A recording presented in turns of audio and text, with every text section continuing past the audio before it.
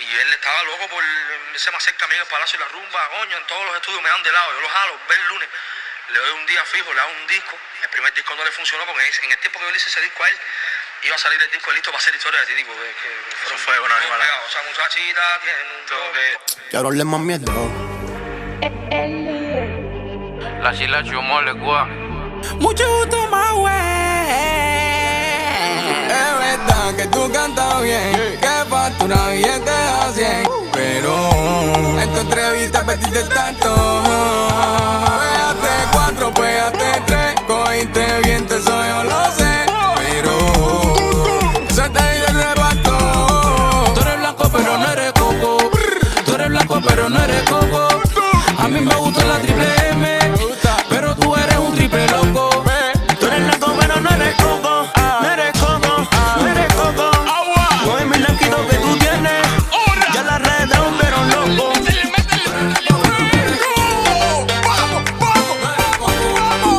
me gusta la triple M, pero tú eres un triple loco. Tú eres blanco pero no eres coco. No eres coco, no eres coco. Con el blanquito que tú tienes, ya la red de un pero loco. Oye, mira, tú andas diciendo que andas pegado, que si es químico anda mareado. Te veo pesado, las redes sociales te tienen traumatizado. Arru mi niño, a Dominica y sopa. Controla tu pieza que conmigo está todo loca. Tú tienes talento, eso se te nota, pero es pa' acá, mira cuando toca. Tú eres blanco pero no eres coco. Tú eres blanco pero no eres coco. A mí me gusta la triple M, pero tú eres un triple loco. Tú eres blanco pero no eres coco. No eres coco, no eres coco.